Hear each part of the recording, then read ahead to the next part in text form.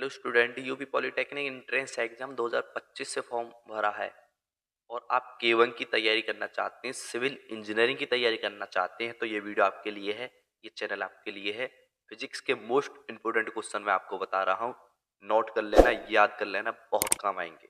और चैनल को भी सब्सक्राइब कर लें जिससे आने वाली वीडियो आपको पास पहुंचती रहे। पहला क्वेश्चन है, इनमें से ध्वनि की गति इनमें से किस माध्यम में अधिकतम है? चार ऑप्शन है। ए एल्यूमिनियम, बी हाइड्रोजन, सी जल, डी उपयुक्त में से एक से अधिक। इसका जो सही आंसर है वो है आपका ए एल्यूमिनियम में ध्वनि की गति सबसे ज्यादा होती है।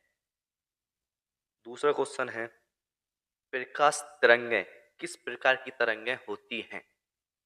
ए अनुप्रस्थ तरंग, बी अनुदैर्ध्य तरंग, सी ए और बी दोनों, डी इनमें से कोई नहीं।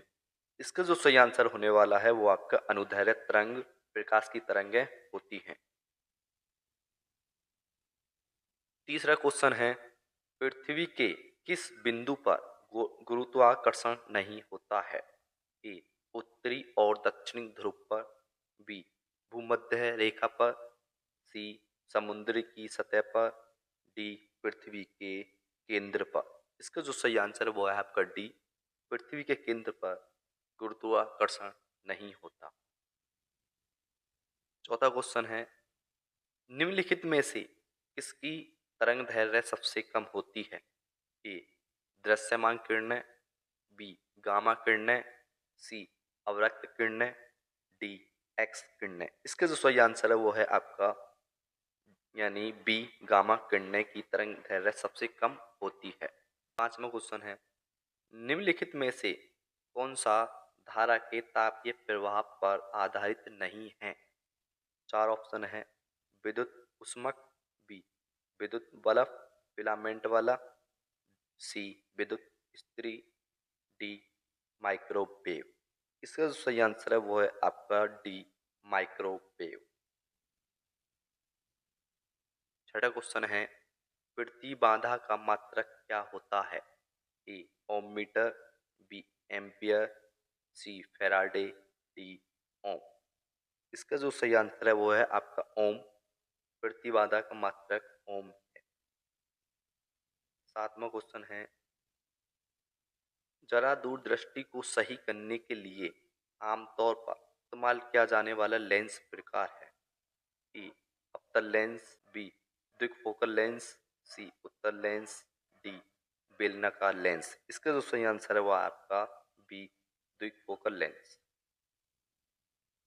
आठवां क्वेश्चन है, जब एक बस अचानक शुरू होती है तो यात्री पीछे की ओर धकेले जाने का अनुभव करता है।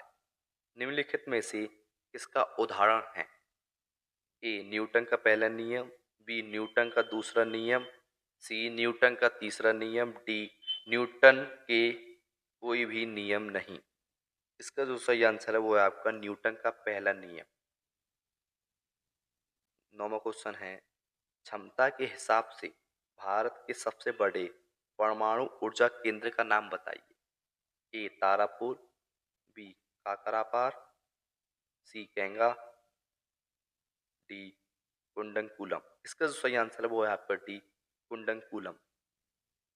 10वां क्वेश्चन है, नेत्र के रेटिना पर किस धातु का कैसा प्रतिबिंब बनता है? ए काल्पनिक सीधा व छोटा, बी काल्पनिक उल्टा तथा बड़ा, सी वास्तविक उल्टा तथा छोटा, डी वास्तविक उल्टा तथा बड़ा। इसका जो सही आंसर है वास्तविक उल्टा तथा छोटा।